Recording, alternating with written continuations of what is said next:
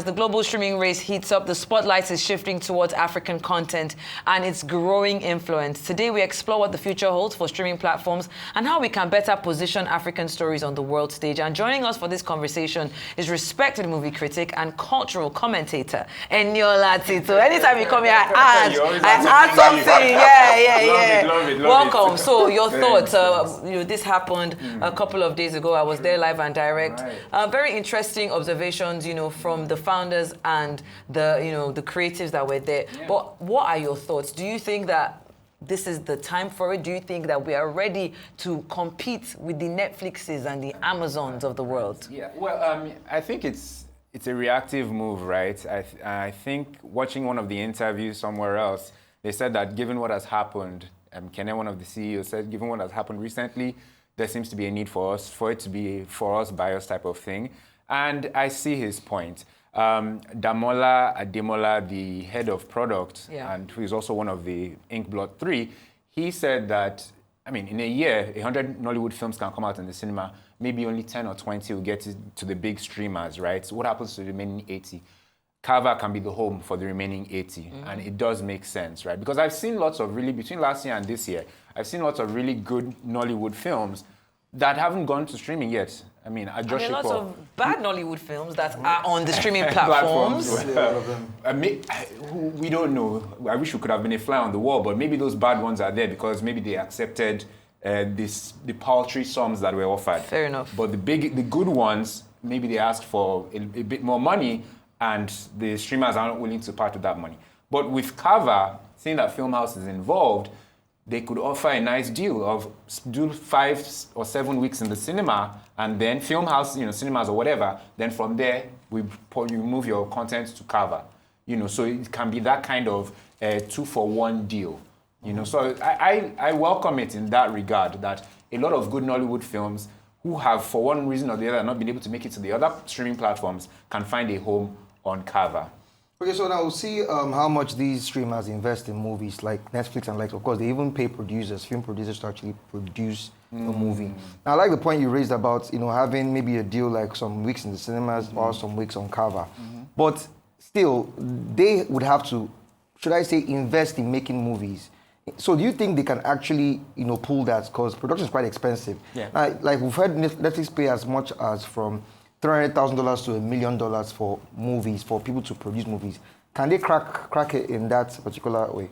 Forget, Filmhouse has Filmhouse Studios. They've been making movies, they do that. And Inkblot too, they produce movies. So it seems very organic for them to actually create this platform. It's what they do. So is it like, okay, now the producers will have to come through Inkblot and Filmhouse? Like, what if I have an independent production and I want to, If you have an independent production, I think you can reach out to them. I don't know what their model is going to be, but you can reach out to them, or they can reach out to you and say, hey, would you like your film to be on our platform? And they discuss the terms, and it's all well and good. So I actually think they're in a better position because, Netflix does produce films, right? And then some other people put their films on, Netflix acquires a license and whatnot.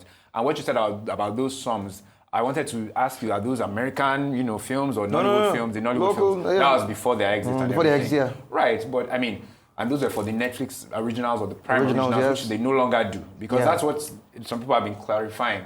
It's not as if we won't be seeing Nigerian films on those platforms. You won't just be seeing originals. Yeah, why we've seen To Kill a Monkey come out recently on Netflix is because that deal predated Netflix's exit. But the assumption is that henceforth we won't be seeing Netflix or Prime originals from Nollywood. But we still will see some other good ones that will pop up on those platforms. Yeah. So one thing that really, everybody, even in that video, Timini Egbuson, who is one of our leading actors, said, it's all about the Benjamins, baby. So when we talk about, the funding that goes into something like this, how much you actually pay for the films. With Netflix, we hear some ridiculous figures, especially when you multiply it by 1,500, What do you make of this? The money behind it all is quite grand. You guys are thinking about the money in terms of producing the films.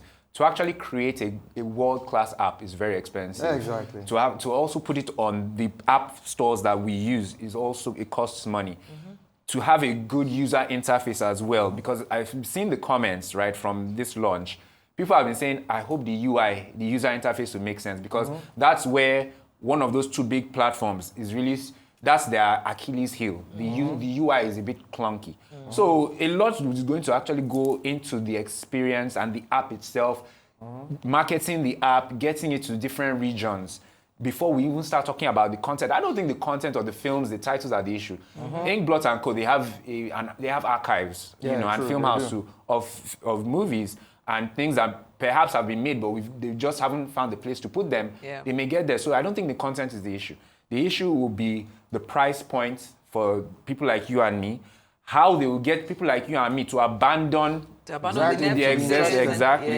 go for those for their own platforms and things like that. So they have a bit of work ahead of them, and it's a bit broad, but they have great minds between both companies that can actually figure it out. Hopefully they can, because in Nigeria, between conceptualization and execution, it's a gulf. Yeah. Exactly. Yeah. So you said great minds, but budgeting is one. Like, irrespective of the mind you have. I don't think budget will be their issue. Yeah. Okay, you don't think it's really an issue? You don't think? Because I feel like, okay, now they said African stories, we can understand that, but regardless, they want to target the global market. Sure. Because you have people like abroad that, in diaspora that want to actually still, watch, what's going on the platform. Yeah. Now, what strategy do you think they should use? They want to capture the global market, like, in your own opinion. The global market, non-African. Not just Africa. They can't just target Africa. Because if it make it just about Africa, how many of us will subscribe?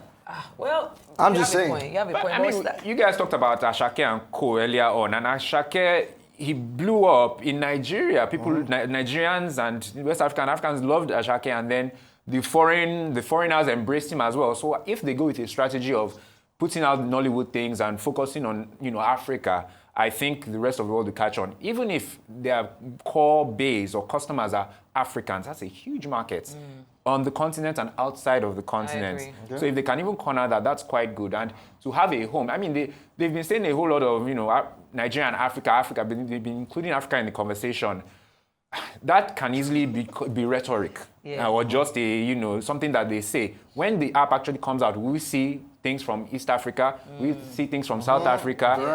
We see that variety, So time will tell. That time will tell. Yeah, we only have 30 seconds to go. I wonder if you can answer this in that time. Do you think you should be seeing more collaborations? Because we also have the likes of Ebony Life Group, of course, that also are coming up with their launch of Ebony Life on Plus. We have Showmax that is on DSTV, and now we're having Kava. Maybe, do you think there is a world that these people... merge? I mean, if we're looking for that kind of big money that Netflix has... No. Let everybody be on the battlefield and struggle for our money may in the our best pockets. man win. May the best platform win. By the way. Oh, Anna, hey! We have Arise Play, please. I want to collect my salary this month. Arise Play, actually, you're streaming. Can I be on screen, please? Yes, Arise Play, your #1 streaming platform in Nigeria and the world. Okay. Thank you so much for being on the show, Eniola. I know anytime you do, I'm sure I must say a message from you. Say, this girl has come again, but you always honor my request. So thank you so much. We wish you the very best with everything that you're working on right now. Well,